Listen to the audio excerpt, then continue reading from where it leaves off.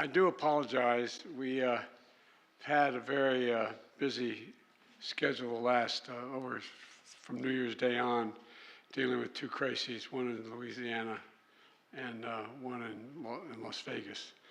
And I've assembled the entire defense and intelligence apparatus of the country in the Situation Room, and we've been spending a lot of time there. But I'm going to take another 2 minutes to talk a little bit about that and then go on to what we're here for. I want to give an update on the investigations into yesterday's terrorist attacks in New Orleans and the truck explosion in Las Vegas. I've just come from the meeting, not just to spend, while we prepare these remarks, better part of an hour from my Homeland Security team. The number of people killed in New Orleans has risen to 15, including the attacker. 35 people were injured. Today, the FBI briefed me that as of now, we have no information that anyone else is involved in the attack. They've established that the attacker was the same person who planted the explosives in those ice coolers in two nearby locations in the French Quarter just a few hours before he rammed into the crowd with his vehicle. They assessed he had a remote detonator in his vehicle to set off those two ice chests. So there's no question that, remember all the talk about other people were involved, placed in, they have him, they have established he's there, and even established that he had a detonator to explode those ice chests. As I said yesterday, the attacker posted several videos just several hours before the attack, indicating his strong support for ISIS.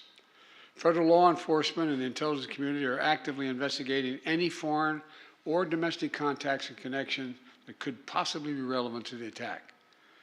And so we're also continuing to investigate whether or not there's any connection between the New Orleans attack and the explosion in Las Vegas. As of now, they've just been briefed. They have not found any evidence of such a connection thus far. I've directed them to keep looking. The individual who rented the truck that exploded in Las Vegas also served as active duty U.S. Army. And the FBI is working with the Department of Defense on investigating, including the service members' possible motives and all those he worked with, who served with him, what things he'd say and do. I directed my team to accelerate these investigations so we have answers to our unanswered questions. They're making every single resource available to get the job done. And we're going to share the facts as soon as I learn them so the American public doesn't have to wonder. In the meantime, like I said last night, New Orleans is a city of tremendous spirit.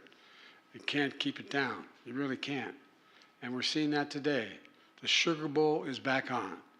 Kickoff is going to take off very shortly. If I don't get this damn thing done, we're going to be in real trouble. And the FBI has handed control of Bourbon Street back to local officials. Security of the area has been reinforced, and they should be open for business later today, the Bourbon Street. People in New Orleans are sending an unmistakable message. They will not let this attack or the attackers' deluded ideology overcome us. None of us should fear that he'll overcome us. We're going to continue to relentlessly pursue ISIS and other terrorist organizations where they are, and they'll find no safe harbor here. I'll continue to provide updates in New Orleans and Las Vegas as the facts develop. Now to the business at hand. I